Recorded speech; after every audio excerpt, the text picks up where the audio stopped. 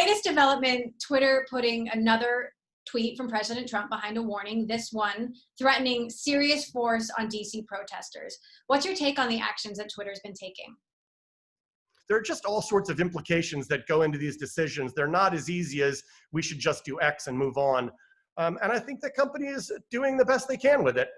I think one thing that probably surprised them and certainly surprised me was this sort of call out to one of the junior executives in the company, not somebody who should have any expectation that they're going to be brought to light by the White House as someone who should be attacked verbally. And I thought that was really sort of out of control from the White House. You're referring to the president tagging a specific Twitter employee in a tweet. And Kellyanne Conway going on the air on TV and calling that person out. One of the things that these folks should realize is when that happens, death threats and other kinds of violent threats immediately follow. I can tell you that as a fact from sitting in that chair. When political leaders, geopolitical leaders around the world say anything negative about an executive inside the company, there are immediate threats of violence, and it's impossible to tell how seriously you should take those. So that sort of targeting of a junior executive that should have no expectation of that sort of call out, I thought was a little bit beyond the pale. So to be clear, Twitter is taking more aggressive actions than they have in the past. Do you believe that's the right call? Listen, I have very strong opinions about these things, and behind closed doors, I tell people what they are. But the reality is, it's so easy to go on TV and say they should or shouldn't do this. I don't have to face any of the consequences or implications or death threats, as I've just said, that go along with that decision. So I'm never going to sit here and say they should have done X. It's kind of like being a Monday morning quarterback when they go, oh, that was a bad call on 4th and 2 and they ran it. Well, yeah. We know they didn't get the first down now, so obviously it didn't work. That sort of thing is when you're sitting in that seat, all the other complications that go into the decision and factors that go into the decision and not having to deal with the implications are a lot more complicated, and I think they're doing the best they can. Okay, so maybe I can convince you to share your opinion when it comes to another company, because Facebook has left that same post up, other posts up unchanged, and also getting a ton of backlash. Is that the right call? The idea that they're going to have this third, this independent board that's going to review content and make decisions about it, it sort of strikes me as a punt. Like they're not going to be able to react in real time at all. The company gets to abdicate its responsibility for taking action. If you're going to have an algorithmic timeline where you decide what you're going to show people, you also have to take responsibility for deciding what sort of editorial decisions you're going to make around that. And the notion that you can have an independent board that's comprised of a group of academics that's going to get together and make decisions in anything close to real time is just not going to happen. I mean, it was sort of obvious by the fact that they can't even decide when they're going to first get together and be able to have their first meeting. That doesn't strike me as a board that's going to be able to react 4 minutes after a post goes up as to whether it should be edited or taken down or not. So what do you make of Mark Zuckerberg's position that he doesn't want Facebook to be an arbiter of truth, and yet they do fact check other kinds of speech, just not political speech, and they continue to take money for political ads? Well, I think they're an arbiter of what people see in their timeline, so they have to be an arbiter of whether that information is misinformation or not. I think there was an article out this morning about the fact that some of these climate deniers are able to slide their opinions through. They're able to slide articles through that have details in them that are passed across as fact that simply aren't facts and are misinformation. And it's been decided apparently by Facebook that, well, those are opinion pieces, so they're going to be allowed to go forward. If you have a article that poses as research containing facts, it's hard to pass that off as an opinion piece and, again, abdicate the responsibility to edit misinformation. So I just believe that if you were going to provide people with an algorithmic timeline where you decide what they get to see, it's your responsibility to decide whether that information is misinformation or not. You've now got some advertisers boycotting Facebook. Do you think that's actually going to make a dent in the revenue or have an impact on how they deal with these issues? I don't know what the answer to that is.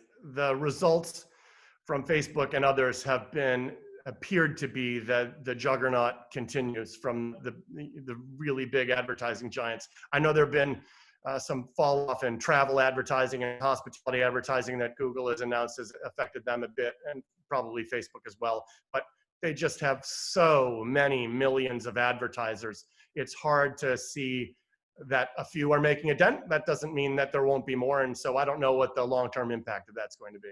Now, as Trump potentially tests the limits of what's possible or even provoke these platforms, this is bound to happen again on the road to the election. I mean, how do you expect or hope to see these companies handling this over the next 5 months?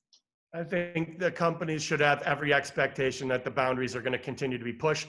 They'll have to make hard decisions about those boundaries. And one thing we can be sure about is that there will be people on both sides that aren't happy with the decision. That's just the world we live in now, where you've got that sort of voice in the White House who doesn't seek to, who doesn't mind if that's the way it goes, if it's a divisive commentary and people come down on either side of it. So I think the companies need to be prepared for that. I'm sure they are.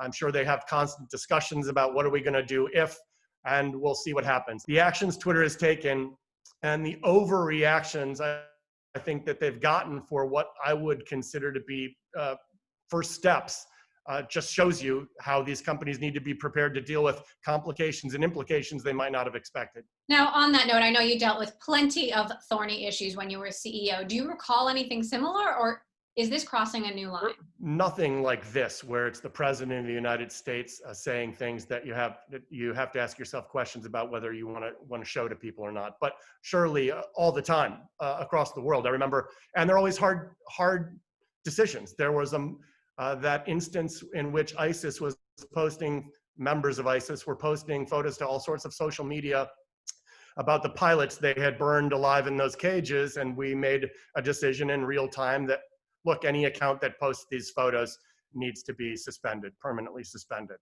Seems like an obvious decision. Well, if I recall correctly, it might get the specific paper of record wrong, but I believe it was the New York Post had that photo as the cover of the cover story of the New York Post the next day. And of course they posted it to Twitter, and here's the image. And so now what do? We got all these emails and texts. You've got to permanently suspend the New York Post. Well, we're not going to permanently suspend the New York Post.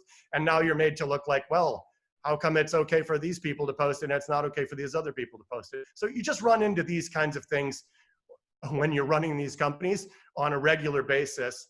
And I think that the thing you have to understand is that you can't just make simple rules and policies that you can assume are going to always apply in the future. There's always some new edge case that is problematic for all sorts of reasons. And you're going to have to go into these things with an understanding that we'll always have to be making reactions in real time and not just saying, going and looking at our existing policies and deciding which apply and which don't. So either in 5 months or 4.5 years, if Trump is no longer president, or when, do you think that hurts Twitter's engagement? The thesis that the reason Twitter hasn't taken action A or action B is because Trump is, so great for their financial results, I think is nonsense. The company will be fine with or without user X on the platform. More and more people are using the platform as a source for real-time news, what's going on in the world right now, and reactions to real-time news. And I think that they'll be just fine, irrespective of who the president of the United States is. I mean, I would go even further maybe to say there would probably be some relief if they didn't have to think about whether or not to censor a tweet from a leader of the free world every day, and the implications and following threats based on their actions would probably be a relief to many inside the organization. Now, last time we talked, which was about a week into the shelter in place, you said you were buying stocks. Now that we're in a recession, you've got tens of millions of people having lost their jobs and perhaps a different economic outlook. Are you still buying? What's your strategy?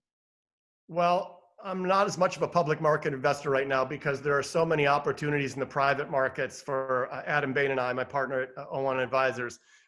We're just seeing enormous opportunities in the private markets to invest through our fund. Great enterprise SaaS companies, emerging enterprise SaaS companies. You can see the valuations that these enterprise SaaS companies are getting and how they really act like snowballs rolling downhill and gathering more and more and more momentum and getting bigger. I think some of these companies are bigger than, and even optimistic investors 4 or 5 years ago ever thought they would be. I'm not just talking about Zoom, I'm talking about, Twilio, Okta, MongoDB. You can name dozens of these companies that are just so much bigger than I think even optimists thought they would be. There are a bunch of those companies, earlier stage companies in the private markets, and we like a lot of those. There's a obvious opportunity that's been accelerated in telehealth, mental health, the combination of the two. We're investing there. There are opportunities in the machine learning space around healthcare where companies that are able to point their machine learning engines at millions and millions and millions of x-rays in a database for chest x-rays, for example, can be used as an audit function in an emergency room where the radiologist has maybe seen, heck, you could have a senior radiologist. How many x-rays has he or she seen in their life? 10,000 maybe? And that seems like a lot. You've got engines that have looked at 10 million and can audit the radiologist's opinion against that database. It's just an impressive array of technologies that are emerging that where we think there are just huge long-term opportunities, and we're focused a lot there right now. We're speaking to each other from our homes. Jack Dorsey has said Twitter employees can work from home forever. Obviously, that'll affect some of the companies that you're working with as well. Is that a good call, or does that pose too many challenges?